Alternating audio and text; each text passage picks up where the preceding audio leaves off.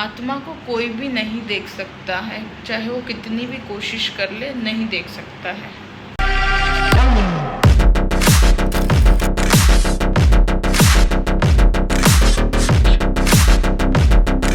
तो guys, Radhe Radhe, welcome back to my channel. कैसे हो आप सब?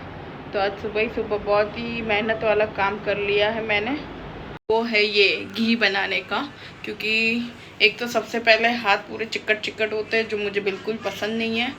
और उसकी मलाई को अच्छे से एकदम फेंटना पड़ता है। फेंटने के बाद उसमें से ठंडा पानी डाल के, बर्फ़ डाल के वो पानी को अलग करो, फिर मक्खन को और एक पानी से साफ़ करके फिर उसको घी बनाने के लिए रखो। तो ये मेहनत वाला ही काम है ना गाइस। यहाँ पे बुआ के घर पे ये वॉलपेपर लगाना था, बट उन्होंने पहले ही लगा दिया है। और अभी टीवी के पास हमने थोड़ा सा लगाया और ये दीवार पे अभी लगा रहे हैं। अभी आ गई हूँ मैं घर पे और बुआ का काम करके आई हूँ। ऑलरेडी उन्होंने पूरा लगा ही दिया था, बस एक वॉल पे थोड़ा सा बचा था, तो वो अभी लगा कर आई मैं। उन्होंने बेचारों ने कभी से मंगवा के रखा था, बट मेरे को टाइम ही नहीं मिल पा रहा था, तो मैं जा नहीं पा रही थी। फिर उन्होंने और फूफा ने मिल के लगा दिया था। थोड़ा सा बचा था, वो आज जाकर मैंने अभी लगा दिया। और अभी रख दी है मैंने किचन में चाय। तो अभी चाय पक रही है हमारी और मम्मी बना रही है आज चिवड़ा।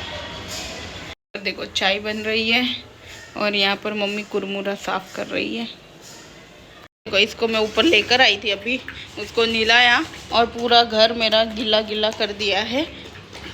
और अभी मस्त दूध पी रहे। मम्मी को जय श्री कृष्ण कर रहे। तेरे को भी आता है जय श्री कृष्ण करने? हाँ,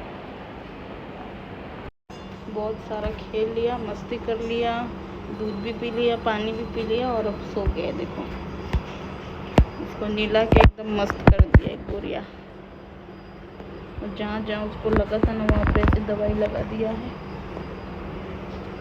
भाई साहब का खेल वेल के हो गया, अब जाना है उसको बार बार दरवाजे के पास। देखो कैसे आवाज़ कर रहा है। तो अभी जाती हूँ, उसको नीचे छोड़ के आती हूँ। हाँ चलो चलो चलो चलो। मम्मी ने देखो पूरा डब्बा भर के चिवड़ा बना दिया है। अभी डेली ब्रेकफास्ट में यही चलेगा। डॉग को नीचे छोड़ के आई और आके सबसे पहले फ्रेश हुई, क्योंकि बहुत ज़्यादा गर्मी हो रही थी। और अभी मैंने आटा गूंद लिया है। आज घर पे बनने वाला है भाकरी, तो उसका आटा गूंद के रेडी कर लिया है। तो अभी इसको बनाते हैं, जाते हैं। इसको बेलना है, फिर सेकना है, बहुत सारा काम है। फिर ऊपर सेकने के बाद इसको घी लगाना है। तो अभी जाते हैं और घी लगाने के बाद इसको गर्मा गर्म खाना है। तो stay tune. Guys, finally dinner हो चुका है और अभी हम बढ़ते हैं हमारे अगले काम की ओर, यानी कि भागवत गीता पढ़ने की। और आज मैं अध्याय 2 का श्लोक नंबर 21 से स्टार्ट करूँगी। 20 तक तो हमने सारा कुछ पढ़ लिया और मैंने आपके साथ सारा कुछ शेयर भी किया कि उसमें क्या क्या है। और जो समझने जैसा है वो सारी चीज़ें मैं आप सभी के साथ शेयर करती हूँ और मैं आगे भी करती रहूँगी। तो उससे बेनिफिट ये होगा कि जो मेरे डेली व्लॉग देख रहे हैं, जो मेरा पूरा डेली रूटीन में दिखाती हूँ ब्लॉग में, वो देख रहे हैं, तो ये भी मेरा डेली रूटीन का एक काम है। तो मैं वो आपके साथ शेयर भी कर रही हूँ। उसमें हम दोनों का ही फ़ायदा है कि मेरा पढ़ के हो जा रहा है और आप लोगों को बताने के लिए मेरे को पढ़ना ही पड़ेगा। इनकेस अभी कभी मेरा मन भटक जाता है तो वो मुझे पता है कि नहीं, मुझे मेरे सब्सक्राइबर को ये चीज़ बतानी है, तो उस रीज़न से भी मैं पढ़ूँगी अपने मन को मार के। और जो है वो अच्छा है, क्योंकि एक दिन भी आदत छूटा ना तो वो कैसा आदत ख़राब हो जाता है, फिर अधूरा छूट जाता है। और मुझे अधूरा नहीं छोड़ना है, मेरे को भागवत गीता पूरा रीड करना है। तो जो भी मैं मतलब जितना पढ़ूँगी उसमें शॉर्ट मैं आपको भी समझाते जाऊँगी। तो इसमें हम दोनों का फ़ायदा है। जो भागवत गीता नहीं भी पढ़ते होंगे तो उनको समझ में तो आएगा एटलीस्ट कि भागवत गीता में है क्या। वैसे तो हम लोग बहुत जगह से कथा वगैरह होता है तो वहाँ बताते हैं, बट मैं सिंपल एंड शॉर्ट लैंग्वेज में बताती हूँ जिसमें हम इजीली अंडरस्टैंड कर पाए। So stay tune.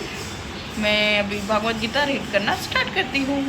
गाइस, अध्याय 2 के श्लोक नंबर 21 में हमें बताया गया है कि किसी भी इंसान की हत्या करना बहुत ही बड़ा पाप है। और वो हत्या जो करता है उसको उसका परिणाम भुगतना ही पड़ता है। तो फॉर एग्ज़ाम्पल हम कोई कोर्ट में जाते हैं और XYZ बंदे ने किसी की मतलब हत्या कर दी है, उसको मार डाला है, तो जो जज होते हैं वो न्यायाधीश होते हैं, तो वो न्याय करते हैं जो मतलब मर गया है, जिसकी हत्या हुई है उसके साथ। तो जिसने हत्या की है उसको फांसी की सज़ा देते हैं या उम्र कैद देते हैं, जो भी देते हैं, उसका उनको पाप नहीं लगता है क्योंकि उन्होंने न्याय किया है। तो न्याय हमेशा, कोई भी हो, जज भी हो, तो न्याय हमेशा ऐसे करना चाहिए कि जो सच हो। मतलब कभी कभी ऐसा होता है आजकल लोग पैसे का पावर देख के जो सच है उसको भी झूठ में बदल देते हैं और जो झूठ है उसको सच में बदल देते हैं। तो ऐसा बहुत कुछ होता है। तो जो सच में न्याय करता है उनको उसका परिणाम नहीं भुगतना पड़ता है, पर जो न्यायाधीश की कुर्सी पर बैठ के अन्याय का काम करता है तो उसको पाप भुगतना पड़ता है, उसको उसका परिणाम भुगतना ही पड़ता है। गाइस, आगे पढ़ते हुए मुझे ये समझ में आया है इसमें कि जो हमारी आत्मा होती है वो, उसको कोई देख नहीं सकता। कितना बड़ा साइंटिस्ट आ जाए, उसके पीछे कितना साइंस लगा दे, कुछ भी कर ले, उसको कोई नहीं देख सकता सिवाय हमारे भगवान के। सिर्फ हमारे भगवान को पता है हमारी आत्मा कैसी है, क्या है। बाकी हम कोई उसको देख भी नहीं सकता है कि वो छोटा सा है, बड़ा है, उसका आकार क्या है, कुछ भी नहीं। वो अदृश्य है। आज तक किसी ने भी अपनी खुद की आत्मा को भी नहीं देखा होगा। तो जैसे फॉर एग्ज़ाम्पल एक माँ होती है, वो बच्चे को जन्म देती है, तो जो बच्चा जन्मा है उसका असली पिता कौन है वो सिर्फ माँ को पता होती है और किसी को पता नहीं होता है। वैसे ही जो हमारी आत्मा है उसके बारे में सिर्फ हमारे भगवान को पता होता है। बाकी कोई भी उसका पता नहीं लगा सकता है कि वो कैसा दिखता है, छोटा दिखता है, बड़ा दिखता है, क्योंकि उस आत्मा में इतनी शक्ति है कि उसको कोई भी देख नहीं सकता है सिवाय भगवान के। इस श्लोक नंबर 27 में अध्याय 2 के हमें ये समझाया गया है कि इस धरती पर, मतलब इस दुनिया में जो भी जन्म लेते हैं, चाहे मनुष्य, पशु, पक्षी, कोई भी हो, वो उसका मृत्यु भी निश्चित है। और जो भी इंसान का मतलब कर्म होता है, इंसान क्या, किसी का भी जो भी कर्म होता है वो कर्म चक्र होता है। जैसे हम बोलते हैं दुनिया गोल है, वैसे कर्म का भी चक्र होता है। तो वो चक्र जब तक ख़त्म नहीं होता है हमारे कर्मों का, तब तक हमें मुक्ति नहीं मिलती। भले हम मर जाए, उसके बाद हमारा पुनर्जन्म होता है, फिर से हमारे कर्म को हमें करना पड़ता है, जो भी हमने कर्म किए हैं उसको भुगतना पड़ता है। वैसे ही चक्र चलते रहता है। और जब भी हमारे कर्म सारे ख़त्म हो जाए, मतलब हमने कुछ अच्छा कर्म किया है, तो उसके बाद हमें मुक्ति मिलती है। तो कभी भी ट्राई करो कि किसी का भी अच्छा ही करो, बुरा किसी का मत करो, ना सोचो ना करो। तो उससे क्या होगा कि हमारी जो बोलते हैं ना मुक्ति है, मुक्ति का जो मार्ग है हमारा, वो जल्दी ओपन हो जाता है। वरना हमें इस दुनिया में आना ही पड़ेगा, बार बार ऐसे चक्कर चलते रहेगा। हमारे कर्मों को हमें भुगतने के लिए आना ही पड़ेगा। तो हो सके उतना अच्छे ही कर्म करें ताकि जल्दी से जल्दी मुक्ति मिल जाए।